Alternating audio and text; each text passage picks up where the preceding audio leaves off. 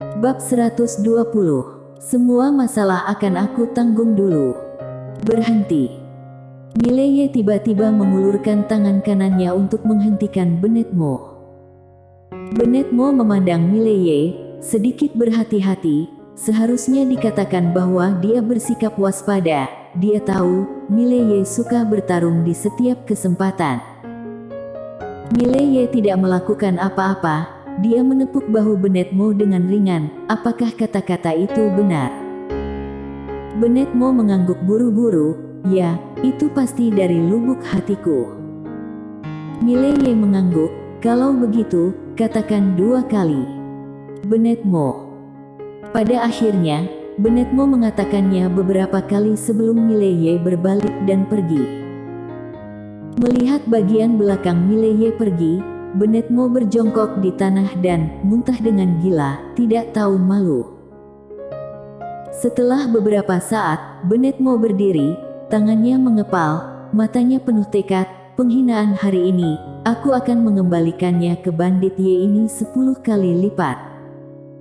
Setelah dia selesai berbicara, dia mengeluarkan teriakan aneh, dan kemudian berlari liar ke kejauhan. Mileye kembali ke hutan bambu. Di dalam menara penjara alam, merasakan pedang besar di depannya, sudut mulut Mileye terangkat sedikit. Dia akhirnya memutuskan untuk tidak melahap pedang besar ini. Karena setelah mendesak kekuatan bumi, dimungkinkan baginya untuk menggunakan pedang hebat ini. Saat menggunakan pedang besar ini, ada kekuatan lain di pedangnya. Kekuatan mendominasi yang murni. Dapat dikatakan bahwa setelah mendesak kekuatan bumi, dia menggunakan pedang ini untuk melakukan jurus satu pedang menentukan hidup dan mati. Itu pasti memiliki efek ajaib. Setelah beberapa saat, sudut mulut Mileye terangkat sedikit. Pedangnya sangat besar dan hitam, sebut saja hitam besar. Pedang hitam besar. Saat dia mengatakan itu, dia tersenyum, jelas, sangat puas dengan nama yang dia pilih. Di lapangan, Mileye memperkirakan kekuatannya sendiri. Meskipun dia sendiri belum mencapai alam mahir gaib, dia dapat mencapainya kapan saja. Lagi pula, dia punya uang sekarang. Dan sekarang, selain jurus satu pedang menentukan hidup dan mati, kartu truf terbesarnya juga memiliki mata pedang, yang pasti memiliki efek yang luar biasa. Selain itu, ia memiliki aturan Tao. Kekuatan dari aturan Tao ini dapat ditumpangkan dengan jurus sestu pedang menentukan hidup dan mati.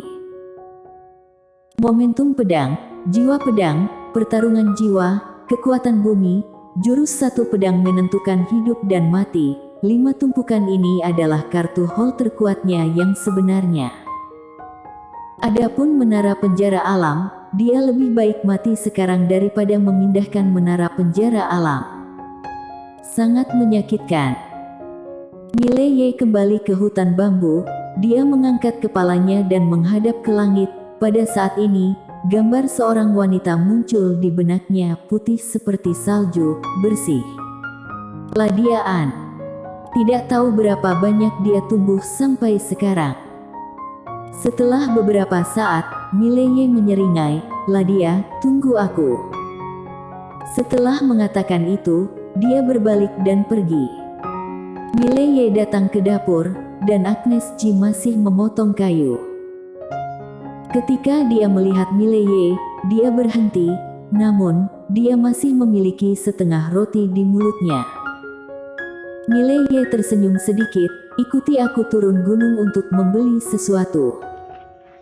Agnes Ji tidak menolak, langsung meletakkan pisaunya, dan mengikuti Mileye menuruni gunung. Langit sudah cerah, dan kurang dari 2 jam sebelum perekrutan resmi Akademi Changlan. Di jalan, Mileye dan Agnes Ji berjalan perlahan. Tak lama kemudian, Mileye membawa Agnes Ji ke paviliun Zuixian, di mana Mileye dilayani oleh seorang wanita bernama Gina yang cantik. Dia jelas tahu identitas Mileye, jadi dia sangat sopan. Mileye tersenyum, "Beli pakaian." Gina melirik Agnes Ji dan tersenyum kecil. Tuan Muda Ye, Nona Ji, ikut aku. Mengatakan itu, dia membawa Mile Ye dan Agnes Ji menuju tidak jauh. Mile Ye duduk di dalam ruangan, dan setelah beberapa saat, Gina membawa Agnes Ji ke depan Mile Ye. Pada saat ini, Agnes Ji telah berganti pakaian.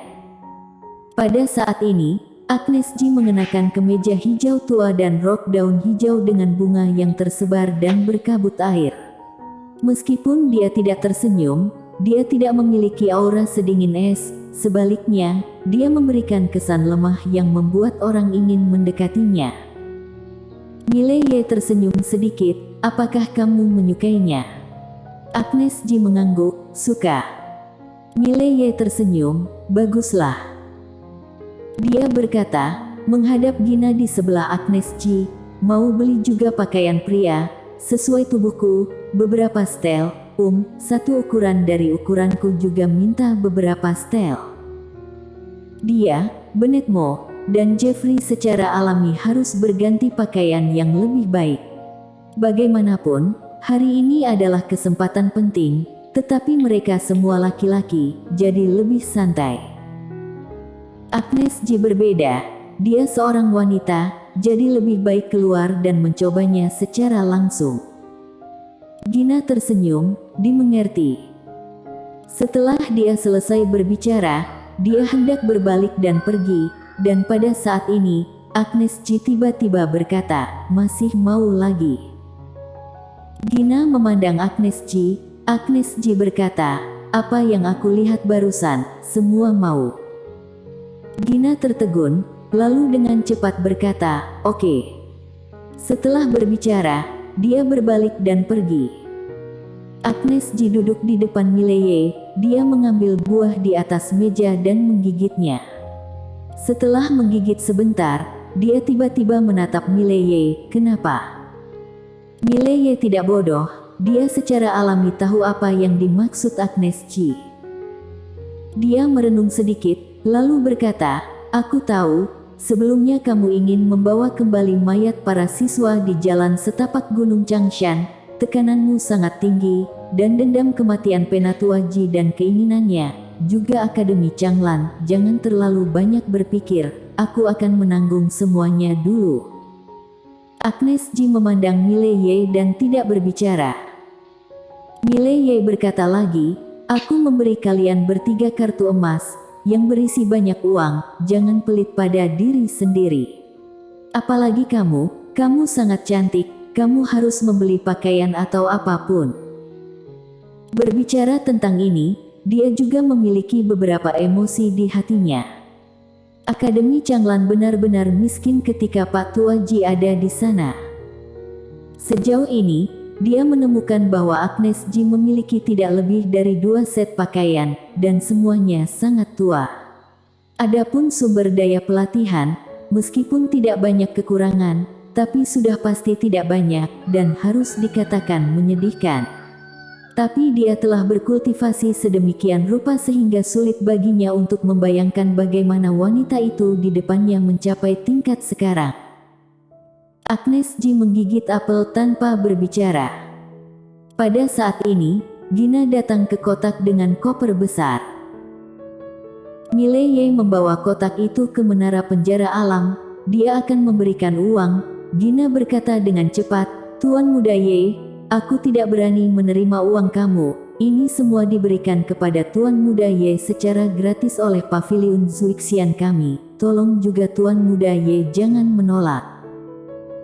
Mile Ye menggelengkan kepalanya dan tersenyum, itu tidak baik, persahabatan adalah persahabatan, aku tetap harus bayar, jika tidak, aku tidak akan membelinya lagi di sini.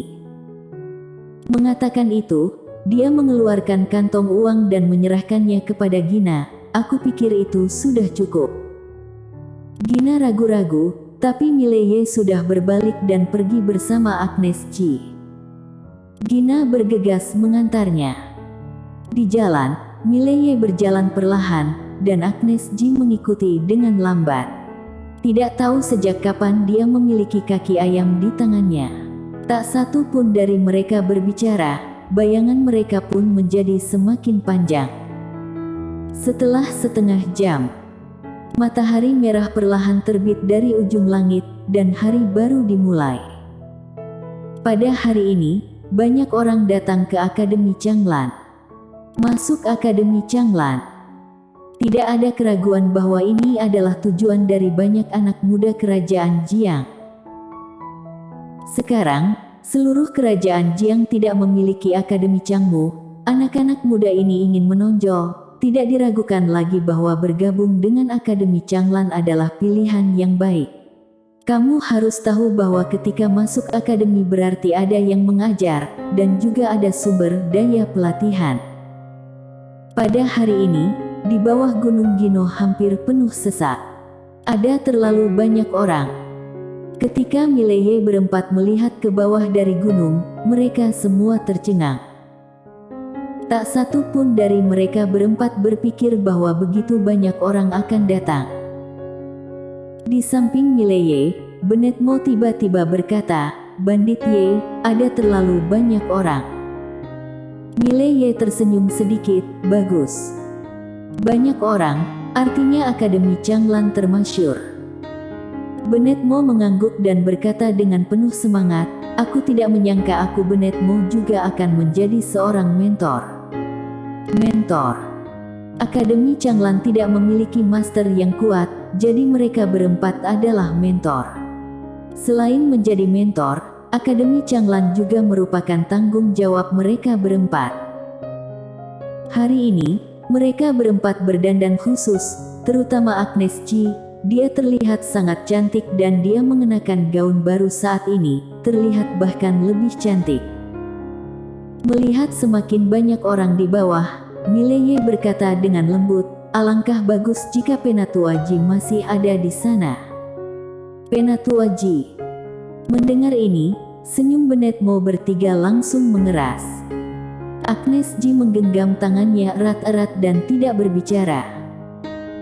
Setelah beberapa saat, Mileye mengangkat kepalanya menghadap ke langit. "Penatua Ji, lihatlah, Akademi Changlan akan menjadi akademi terbaik di daerah Qingsu ini di masa depan, bukan akademi terbaik di dunia Qincang." Setelah berbicara, dia berjalan menuruni gunung. Bennett Mo bertiga mengikuti dengan cermat. Segera, Mileye berempat datang ke kaki gunung. Ketika mereka melihat Mileye berempat, kerumunan langsung heboh. Beberapa orang bahkan berteriak memanggil nama keempatnya. Di samping Mileye, tangan Bennett Mo berada di belakang punggungnya dan wajahnya sangat serius. Jeffrey juga menegakkan punggungnya dan terlihat sangat serius. Tangan kanan Agnes Ji tersembunyi di belakangnya, dan di tangannya itu ada kaki ayam. Mileye mengangkat tangannya perlahan, lalu menekannya dengan lembut. Untuk sesaat, lapangan tiba-tiba menjadi sunyi. Mileye maju selangkah. Bennett Mo ingin maju tanpa sadar, tetapi ditarik kembali oleh Jeffrey. Jeffrey memelototi Bennett Mo. "Bandit Ye ingin berbicara, apa yang kamu lakukan?" Bennett Mo. Di bawah, semua orang menatap Mileye. Mileye tersenyum kecil, "Selamat datang di Akademi Changlan. Aku dekan Akademi Changlan, Mileye. Hari ini Akademi Changlan merekrut 30 mahasiswa, dan 30 mahasiswa ini harus lulus 3 ujian, lalu segera menjadi mahasiswa perguruan tinggi ini. Tentu saja jika masih ada orang yang bisa lulus 3 ujian ini setelah kuota penuh, mereka juga bisa masuk Akademi Changlan." Mendengar ini, banyak orang di bawah tiba-tiba bersorak. 30 tempat terlalu sedikit. Mileye berkata demikian, tidak ada keraguan bahwa mereka memiliki lebih banyak peluang. Mileye tersenyum dan melanjutkan, "Penilaian berada di bawah tanggung jawab mentor Bennett Mo dari akademi ini. Sekarang, dia akan menjelaskannya kepada semua orang." Setelah berbicara, dia berdiri di samping. Bennett Mo menarik napas dalam-dalam, dan dia maju selangkah. Melihat kerumunan di bawah, Bennett Mo merasakan hatinya berdetak lebih cepat. Bennett Mo menarik napas dalam-dalam lagi dan dengan paksa menekan ketegangan di hatinya. Dia tersenyum sedikit. Halo semuanya, aku bocah Mo. Omong-omong, dia tiba-tiba berhenti, seolah-olah ada sesuatu yang salah. Setiap orang bersambung.